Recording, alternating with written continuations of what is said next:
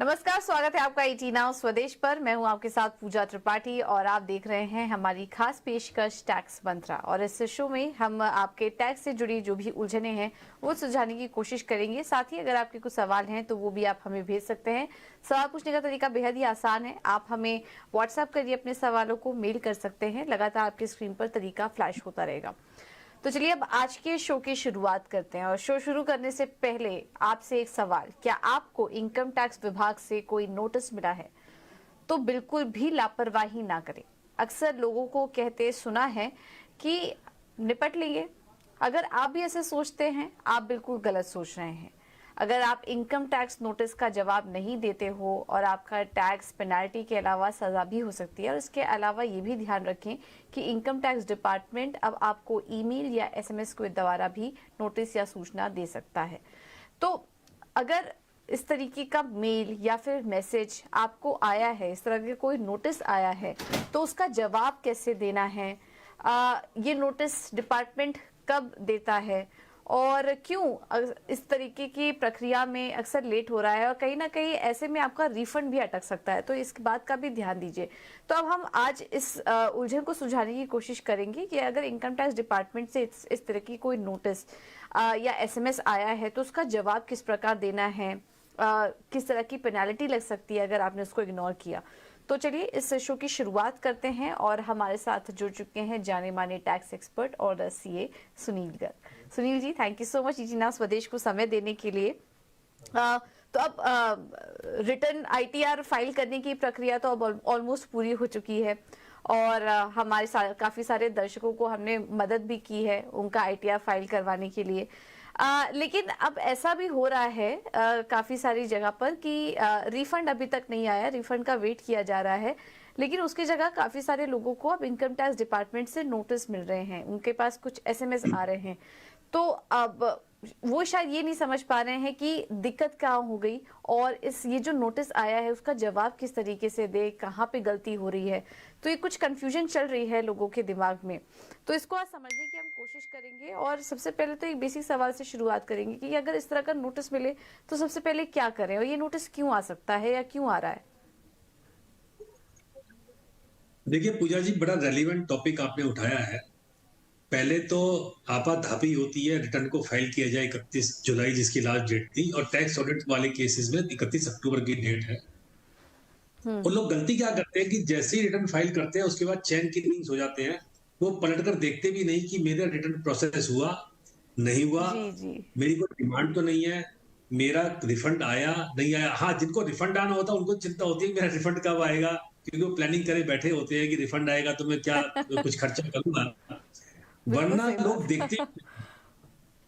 तो सबसे पहले अपने दर्शकों को हम एक बात कहें कि जैसे केवाईसी अपडेट करना जरूरी हो गया है बैंकों में। आपसे हर अकाउंट के लिए केवाईसी मांगा जा रहा है, आपसे आपके मोबाइल को लिंक किया जा रहा है, आधार को लिंक किया जा रहा है। तो कृपया ध्यान कर लीजिए कि क्या आपका जो ईमेल आईडी है आपके पोर्टल पर आपके पैन के साथ, देखिए पैन हमने बनवाया था 10 साल पहले, 15 साल पहले। उस टाइम हम कहाँ पर रहते थे, कौन सा जुडिक्शन था, उस टाइम में भरवा लिया।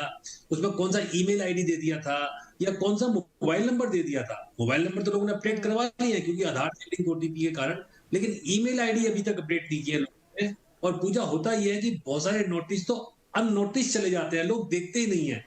एक समस्या हाँ। तो ये है। और दूसरी समस्या क्या है कि क्योंकि आजकल सब कुछ एसएमएस से आता है, मेल से आता है। इनकम टैक्स विभाग से कोई भी अगर मेल आती है तो 90% लोग उसको पढ़ते ही नहीं है। वो समझते हैं कि हमारे मतलब की चीज नहीं है, क्योंकि हम तो एसएससी छोटे से हैं और हमें हमें डिमांड से क्या मतलब, हमें नोटिस से क्या मतलब, हमें इंटीमेशन से क्या मतलब। तो आप ये बात समझ लीजिए कि सबसे पहले तो हर आदमी को एक इंटीमेशन मैंडेटरी आती ही आती है। हम्म। जैसे ही आप रिटर्न फाइल करेंगे, रिटर्न फाइल करने के बाद में धारा 143(1) में उसको प्रोसेस करता है डिपार्टमेंट, और प्रोसेस करने के बाद में वो गणना करता है कि जो आपने कंप्यूटेशन की है, जो आपने डिडक्शंस क्लेम की है, जो आपने टैक्स की कैलकुलेशन की है, वो सही है या गलत है। तो आपको इंटीमेशन हर केस में आएगी। अगर वो सही है तब भी आएगी जीरो डिमांड के साथ में। अगर आपकी कैलकुलेशन गलत है या आपने कोई डिडक्शन गलत क्लेम कर ली है तो फिर एक डिमांड आपको आ जाती है, डिमांड नोटिस को हम कहते हैं। और तीसरे केस में अगर आपने रिफंड क्लेम किया है, आपको लगता है कि रिफंड सही है, तो आपको रिफंड की भी इंटीमेशन आती है। इसलिए आपको जब भी कोई इंटीमेशन, कोई भी मेल, कोई एसएमएस आए, तो कृपया उसको ध्यान से पढ़ें और देखिए कि कोई डिमांड तो नहीं है, या मेरा रिफंड प्रोसेस हुआ, नहीं हुआ, हो गया तो मेरे अकाउंट में क्रेडिट हुआ कि नहीं। ओके, तो दो तरीके की चीजें होती हैं। टैक्स विभाग रिटर्न, देखिए रिटर्न आपने फाइल कर लिया है वो ठीक है, लेकिन काम वहां खत्म नहीं हुआ है। और यहाँ हम इसी मुद्दे को उठाने की कोशिश कर रहे हैं कि अगर अभी तक आपके पास रिफंड नहीं आया है तो एक बार जाकर अपना ईमेल चेक कर लीजिए, अपने एसएमएस को चेक करिए, कुछ शायद मिस ना हो रहा हो, या फिर इनकम टैक्स डिपार्टमेंट की तरफ से कुछ नोटिफिकेशन ना आया हो, ये जरूर जांच ले अगर आप अभी सुन रहे हैं तो, और अभी तक आपका रिफंड नहीं आया तो ये चीजें पहले तो आप चेक कर ले। अच्छा, आपने अभी नोटिस का भी बात की। इनकम टैक्स विभाग की तरफ से नोटिस भी आता है और एक इंटीमेशन का मेल या एसएमएस भी आता है, इन दोनों में क्या फर्क है? बहुत फर्क है। जैसे मैंने बताया कि एक इंटीमेशन तो एक सूचना मात्र है आपको, कि आपको इंटीमेट किया जाता है हम्म। कि आपका सब सही थी या गलत थी। लेकिन अगर आपको हम्म। डिपार्टमेंट को नोटिस देता है, तो नोटिस एक तरह से एक अलर्ट है, इस आगे की स्टेज है कि वो कोई हम्म। कार्रवाई को प्रोसेस असेसमेंट शुरू करने जा रहा है, और आपको एक नोटिस दिया जाता है कि आप ऐसी ऐसी बातों का हमें जवाब दीजिए। हो सकता है आपके पास हम्म। में कोई बैंक से एफडीआर हो, या कोई बैंक में आपका डिपॉजिट आया हो, या कोई ऐसा अमाउंट आया हो, और उसके जैसे ही डिपार्टमेंट को पता चलता है ये बड़ा अमाउंट आपके अकाउंट में आया है, तो आपको नोटिस देके पूछते हैं कि आपको अकाउंट में नोटिस आया है, क्या आपने इसकी इनकम दिखाई है? अगर नहीं दिखाई तो क्या आप पे टैक्स लगा दें? तो अगर आपको कोई नोटिस आता है, तो एक तो विशेषकर धारा में आता है, किसी एक्ट में, किसी सेक्शन में आता है, 143 में आएगा, 147 में आएगा। तो आप ध्यान रख लीजिए, अगर नोटिस है तो थोड़ा सीरियस मैटर है, और आपको उसको पूरा पढ़ना है। डिपार्टमेंट आपसे क्या मांगा, क्या एक्सप्लेनेशन मांगी है, और उसके अकॉर्डिंगली आपको जवाब देना होता है। उसमें टाइम दिया होता है कि आपको 15 दिन में जवाब देना है, आपको 30 दिन में जवाब देना है, और अगर आप जवाब नहीं देंगे तो उसके लिए पेनल्टी प्रोसीडिंग शुरू हो जाती है। ओके, तो नोटिस और इंटीमेशन में थोड़ा फर्क है, तो इसको भी आप समझ लीजिए। और अगर आपको नोटिस आ चुका है तो फिर आपके विरुद्ध कार्रवाई शुरू हो सकती है, तो इस बात का ध्यान रखिए और नोटिस और इंटीमेशन को ठीक तरीके से इसका फर्क समझकर फिर आप रिस्पॉन्ड करिए, रिप्लाई कीजिए, या फिर किसी फाइनेंशियल एडवाइजर की भी आप मदद यहाँ पर ले सकते हैं। ये सुनील जी, क्या हर बार ऐसा होता है कि जब भी कोई आईटीआर फाइल करेगा इंटीमेशन आएगा इनकम टैक्स विभाग की तरफ से?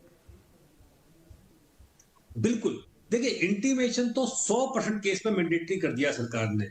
जब भी आप रिटर्न फाइल ओके। करेंगे, आपको इंटीमेशन आएगा ही आएगा। या तो बिल्कुल सही है आपकी रिफंड, कोई नहीं है, या डिमांड है, या आपका रिफंड प्रोसेस कर दिया या कम ज्यादा कर दिया। आपने रिफंड क्लेम किया था 1 लाख रुपए का, हम आपको 80,000 रुपए दे रहे हैं। वो एक इंटीमेशन मात्र है। आपको लगता है कोई मिसकैलकुलेशन है, यानी आपकी कैलकुलेशन और आयकर विभाग की हम्म। कैलकुलेशन में कोई फर्क है, तो आप उसको ठीक करवा लीजिए, रेक्टिफाई करवा लीजिए। लेकिन ठीक है। नोटिस हर केस में नहीं आता है, बड़ा स्पेशल केस में नोटिस आते हैं। और जैसा सरकार कहती है कि हम केवल 2%, 2 से 2.5% रिटर्न्स को ही असेसमेंट में डालते हैं, रेगुलर असेसमेंट में डालते हैं। 2 से 2.5% लोगों को ही वो नोटिस आते हैं, या विशेष परिस्थिति में आपको नोटिस आता है जहां आपकी कोई इनकम एस्केप कर जाए, कोई इंफॉर्मेशन आपने छुपा ली, कोई इनकम छुपा ली, कोई इनकम नहीं बताई, या कोई बड़ी ट्रांजैक्शन कर ली और आपने उसको इन्फॉर्म नहीं किया है, उस पर टैक्स जमा नहीं करवाया है, तो फिर आपको एक नोटिस अलग से आता है इनकम एस्केपिंग असेसमेंट का, और वो बड़ा खतरनाक नोटिस होता है। बिल्कुल, तो इन सब बातों का ध्यान रखिए। इंटीमेशन आता है आजकल, हर केस में आ रहा है, तो ध्यान रखिए। अगर आपका रिफंड अप्रूव हो गया उस केस में भी, और अगर कुछ गलतियां या कुछ ओमिट आपने कर दिया तो उस केस में भी यहाँ पर पढ़ना जरूरी है। अपने पोर्टल पे जाके चेक कर लीजिए कि कहाँ पर कुछ डिमांड तो यहाँ नहीं निकल कर आ रही है। अगर मान लीजिए सुनील जी, आयकर विभाग ने इंटीमेशन में डिमांड निकाल ही दी है, तो उस केस में क्या किया जाए?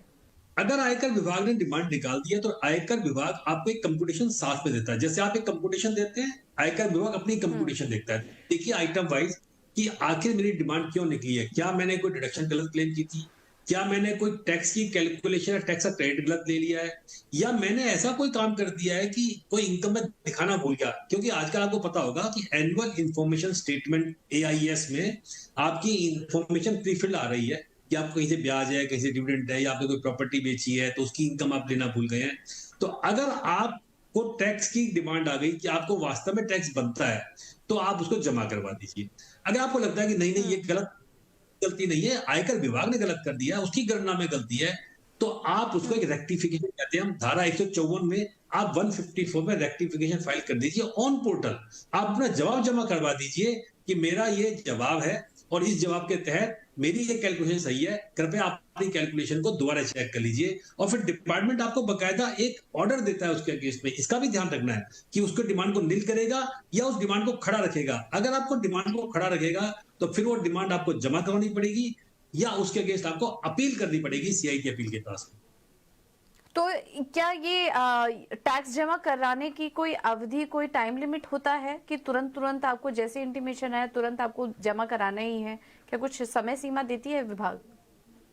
30 दिन का समय देती है कि आप 30 दिन में जमा करवा दीजिए। अगर आपने 30 दिन में जमा नहीं करवाया तो फिर उस पर आपको 12% पर एनम का ब्याज चार्ज करना शुरू कर देते हैं। जैसे मैंने आपको बताया कि जैसे ही आपको जी। इंटीमेशन आती है, देखिए कि क्या डिमांड सही है या गलत है। आपको लगता है डिमांड गलत है तो घबराइए ना, बिल्कुल आसान तरीका है, ऑनलाइन प्रोसेस है। 154 में 154 में रेक्टिफिकेशन लगा दीजिए और विद इन 30 डेज वो उसको ठीक कर देते हैं। अगर फिर भी ठीक नहीं किया और आपको लगता है कि मैं सही हूं फिर भी, तो आप अपील फाइल कर सकते हैं, वरना आप डिमांड जमा करवा दीजिए 30 दिन के अंदर। तो यहाँ पे सबसे इम्पोर्टेंट तो यह है कि आपको नोटिफिकेशन या इस तरीके का कोई इंटीमेशन आया है टैक्स विभाग की तरफ से, इसका पता होना जरूरी है, तभी तो आप रिप्लाई कर पाएंगे। तो ये ध्यान रखिए, जब आप आईटीआर फाइल कर चुके हैं तो अपने मेल्स को, अपने मैसेज को, आईटीआर की तरफ से जो भी आ रहा है आपके पास नोटिफिकेशन, उसे बीच बीच में चेक करते रहिए। अगर आपका रिफंड नहीं आया तो या कहीं अटका हुआ है तो उसे आप ज़रूर चेक करते रहिए, वरना अगर कोई नोटिस या इस तरीके का कुछ स्क्रूटिनी आ गई है तो फिर आप मुश्किल में फंस सकते हैं, आपको पेनाल्टी भी लग सकती है क्योंकि इनकी समय सीमा तय है। तो आपको एक टाइम मिल जाएगा उस चीज़ों को करेक्ट करने का, उन्हें रेक्टिफाई करने का। तो ये काम आप ज़रूर करिए।